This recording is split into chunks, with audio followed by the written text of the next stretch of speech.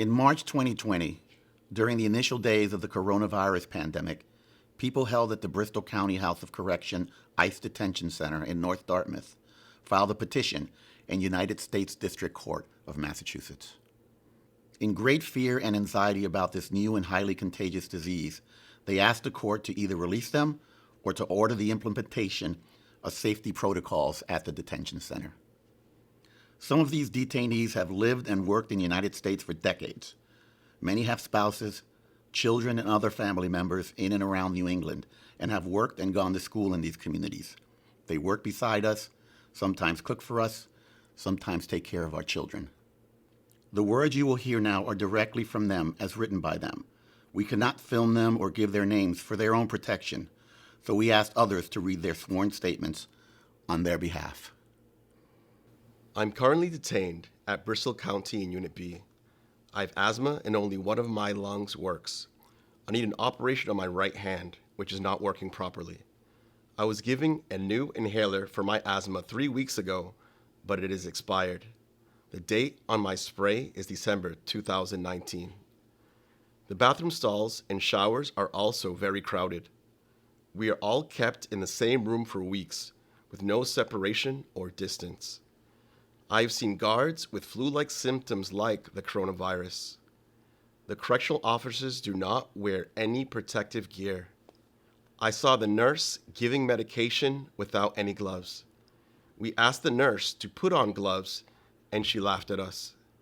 Last week, one of the nurses said, "It is a matter of time before you get it too. You will get it in less than a month."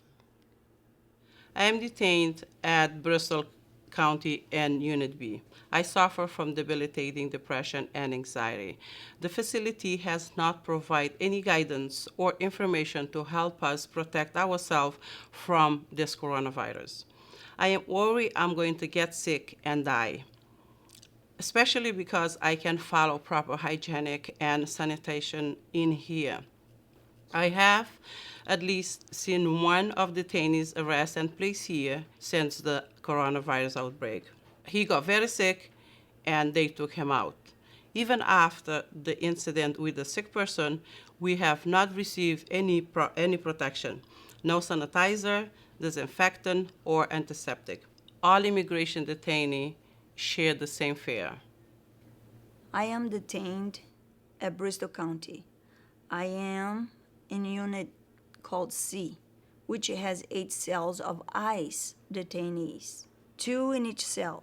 At this time, I am alone in my cell, which is a 10 by 14 cell. I have been alone for the last 2 weeks. But this is unusual. There are usually 2 people per cell. The isolation cells are in front of this unit. That's where people are brought when they are disciplined, and that happens often. Upstairs, there are regular inmates who are not detained here by ICE. We share common areas, including bathroom and common rooms where we eat. The detention conditions are terrible. For the last 2 weeks, we have not even had toilet paper. They ran out of toilet paper, and it have not been restocked for the entire week. I have to wipe using sanitary pads, which I soak first. The cleaning inside of this unit is done by inmates. There are no janitors coming from outside. The standards of sanitation are very, very poor, and I am forced to touch everything that potentially is contaminated by disease, including tables, chairs, dishes, forks, and knives. I am afraid of getting infected and sick, especially by COVID. I have suffered from asthma since I was a child, and in 2015, I had my first severe episode. We are not provided from getting any infection screening. There is no mental or emotional health support for me in this place. I am not detained for a crime. I should not be here. I am not detained for a crime. This is a place for criminal punishment. And I am here in my immigration status, not for a crime.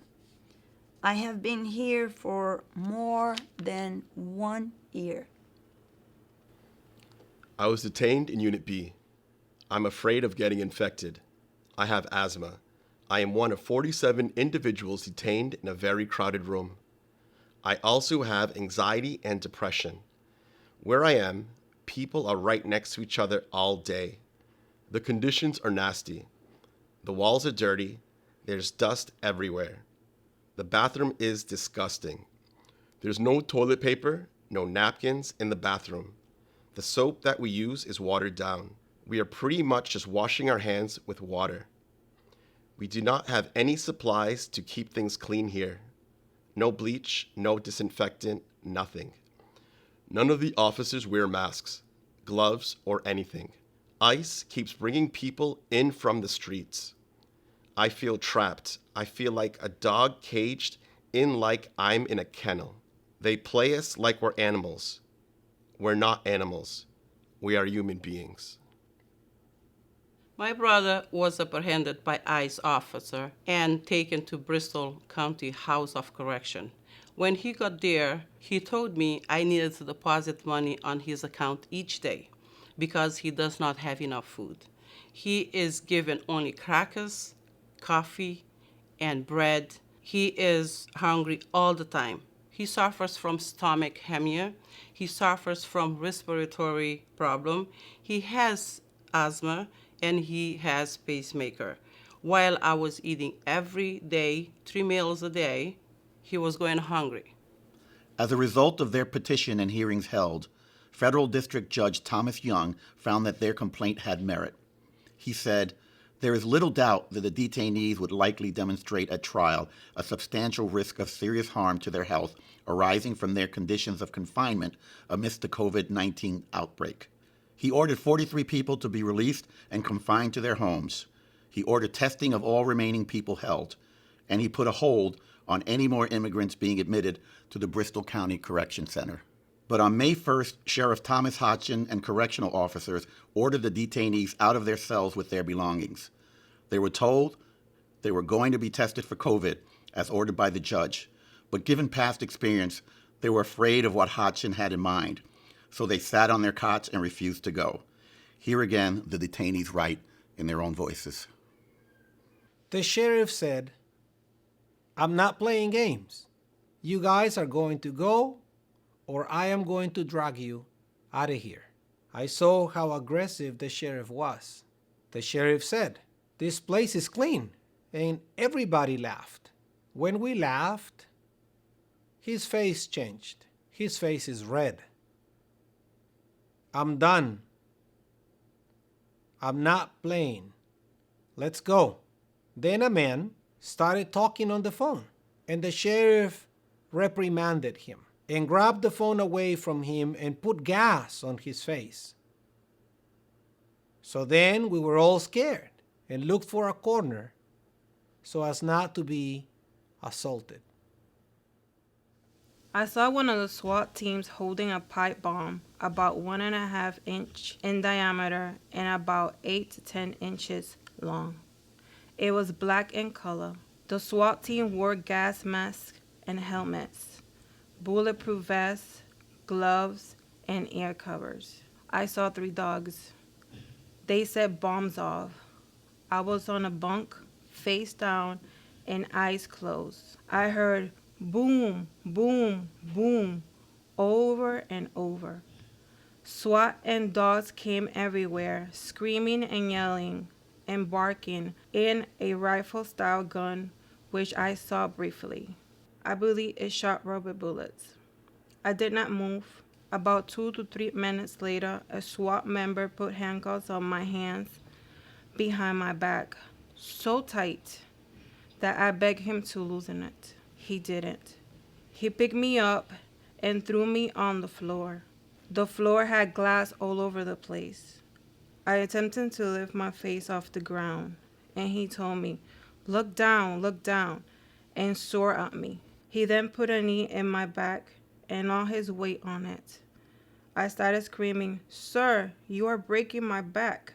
He stayed on top of me about 10 minutes as they were taking people out. The CO stepped on the side of my head while I was handcuffed. He lifted me up with my hands tied in back. Then outside, we were on our knees facing the wall. They said to us, "You are garbage that went in and garbage that got taken out." I am so demoralized. I have kids, otherwise I would want to die.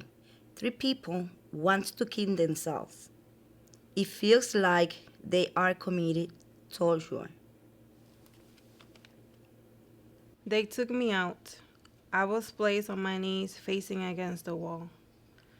I heard screaming and barking. One person stopped breathing. A SWAT member started screaming, "He's not breathing. Get a nurse." I turned and looked, and the guy watching me smashed my head against the wall and said, "Face the wall." I said, "You don't have to hurt my head." Then one SWAT member started doing chest compressions. Another guy was screaming, "I can't breathe." He was put in an ambulance. The sheriff was outside the gate and he said to me, "I am going to charge you with obstruction."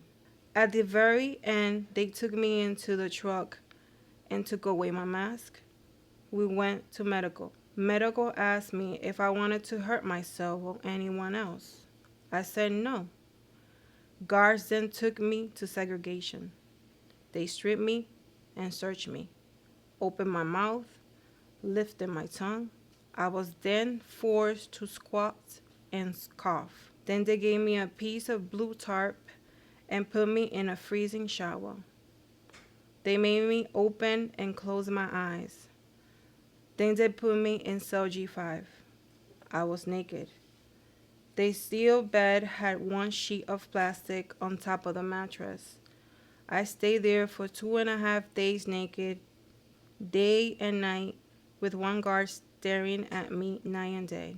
There was brown water and feces on the floor of my cell. The water in the toilet was up to the rim. As of today, May 6, no shower, soap, towel, toothbrush, or toothpaste. I have been having internal bleeding. A lot of blood comes out when I go to the bathroom. I showed the nurse bloody toilet paper that I saved, but she did not do anything. I still have the bloody toilet paper. I can't feel my thumb on either hand at all. I think I have nerve damage. After the sheriff left the room, gas was coming inside through the vents up in the ceiling.